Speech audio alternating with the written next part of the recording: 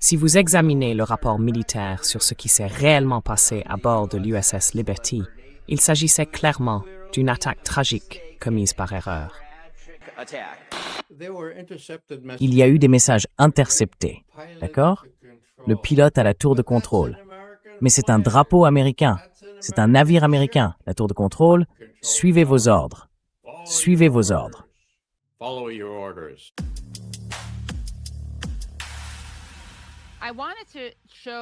Je voulais vous montrer 2 courts extraits de personnes qui accusent des gens comme vous et moi d'être des complotistes. La première personne que nous allons entendre, c'est Ben Shapiro. Le voici, qui explique à quel point il est fou de dire qu'Israël a fait ça délibérément. Merci beaucoup. Is that if we're looking at modern Israeli-American relations, looking at an attack that happened mistakenly by multiple Navy reports, multiple Israeli reports, and all available evidence, and using that attack in order to undermine today's relations between Israel and America, that's irrelevant. That does not mean that the attack wasn't horrible for the Americans involved, that it wasn't bloody and terrible. The Israeli government paid... Le gouvernement israélien a versé des indemnisations aux familles des personnes qui ont été tuées. Si vous regardez les archives militaires sur ce qui s'est réellement passé à bord de l'USS Liberty, il s'agissait clairement d'une attaque tragique commise par erreur.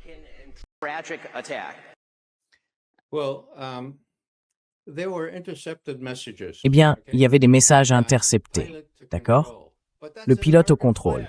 Mais c'est un drapeau américain. C'est un navire américain. La tour de contrôle. Suivez vos ordres. Suivez vos ordres. D'accord? Il y avait un pilote israélien qui a refusé de suivre ses ordres. Il est rentré et a été emprisonné pendant plusieurs années pour ne pas avoir obéi aux ordres de frapper le navire Liberty. Ces enregistrements ont été utilisés dans des exercices de formation pour de futurs officiers du renseignement comme moi, en 1963. Plus tard, après que tout cela s'est produit, bien sûr. D'accord, donc après 67. Et ils étaient utilisés à des fins pédagogiques. Et j'ai demandé, c'est en quelque sorte une information de première main, j'ai demandé il y a 2 ans au chef de branche de la CIA. J'étais chef de branche politique étrangère soviétique.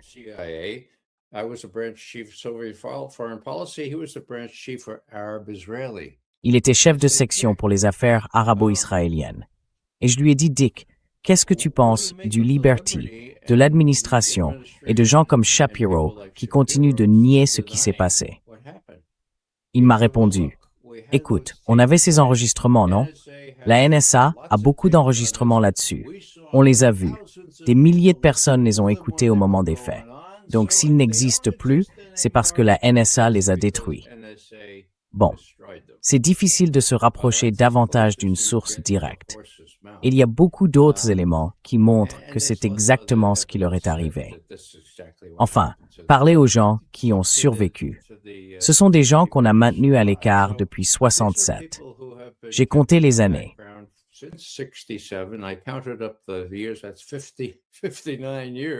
Ça fait 59 ans. D'accord. Et enfin, Massi prend la parole. Et vous savez, il y a un mouvement pour que Massi se présente à la présidence. Je ne voulais pas le mentionner parce que je ne soutiens personne pour la présidence. Mais il est vraiment intéressant de voir que maintenant qu'il a perdu son siège à cause du lobby israélien, il ne nie pas qu'il réfléchit à toute nouvelle fonction à laquelle il pourrait être élu. Donc si vous avez du courage, si vous pouvez affronter le lobby israélien, ce qui est beaucoup trop rare, vous pouvez obtenir la vérité. Et il est grand temps que nous obtenions la vérité sur ces questions, étant donné qu'Israël continue de manipuler notre président pour faire la guerre à l'Iran, cette fois.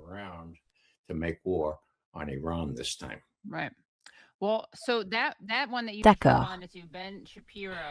Alors, celui auquel vous venez de répondre, Ben Shapiro, c'était lors d'une conférence de Turning Point USA, ironiquement, puisque c'était l'organisation de Charlie Kirk, évidemment, en décembre 2025.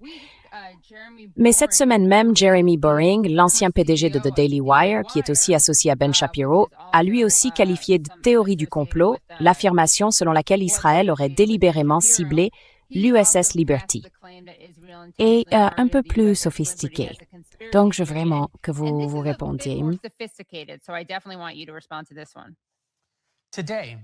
Aujourd'hui, l'attaque contre l'USS Liberty est devenue l'un des événements les plus systématiquement invoqués dans une certaine frange de la vie politique américaine.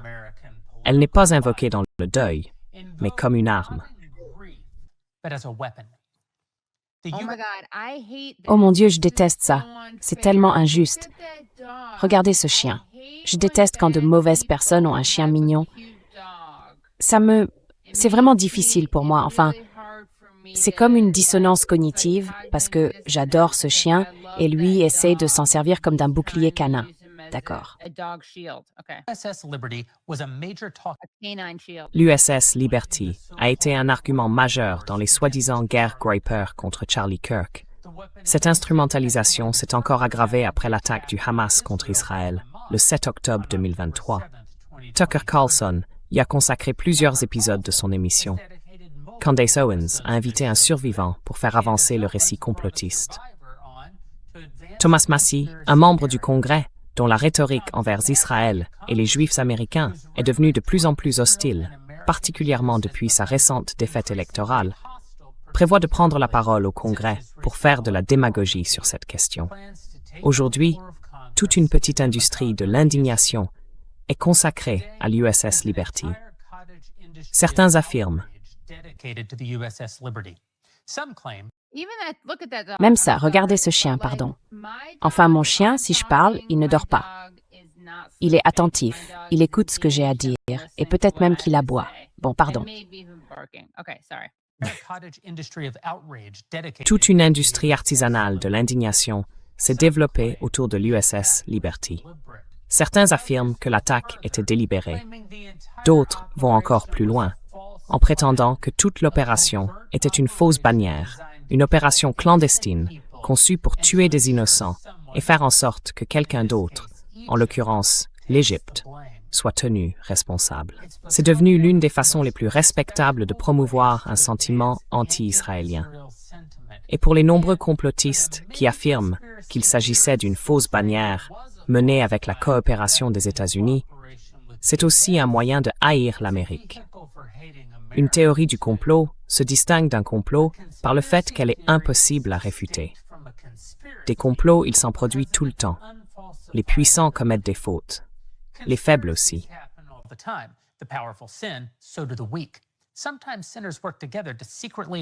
Parfois, des pécheurs s'associent pour parvenir secrètement à leur fin coupable. C'est un complot.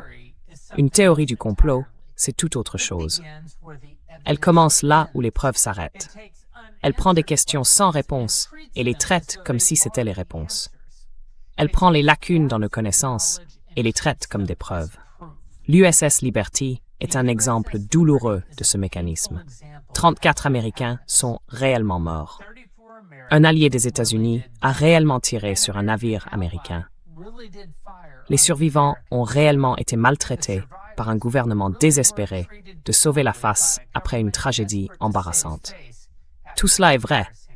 Et pourtant, ce n'est pas ce qui préoccupe réellement la plupart des gens qui font du contenu à partir de cette tragédie.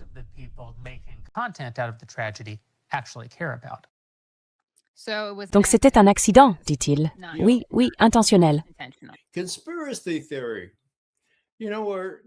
Théorie du complot.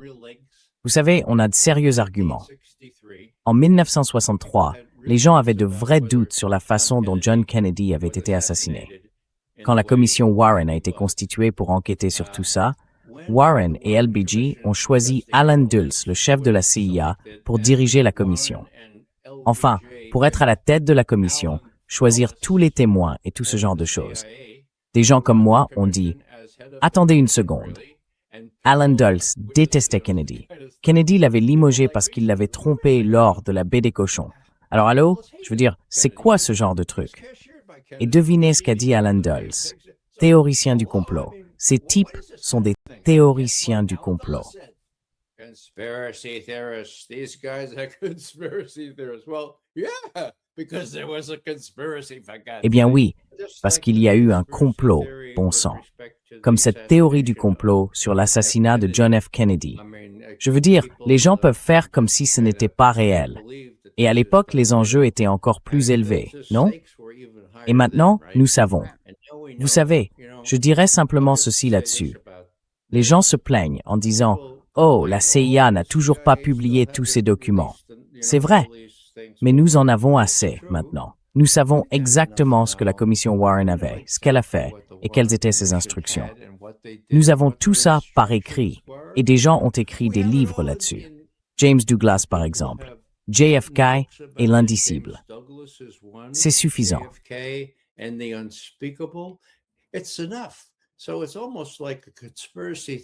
Alors, c'est presque comme si c'était une théorie du complot de dire « Oh, il nous faut davantage d'éléments.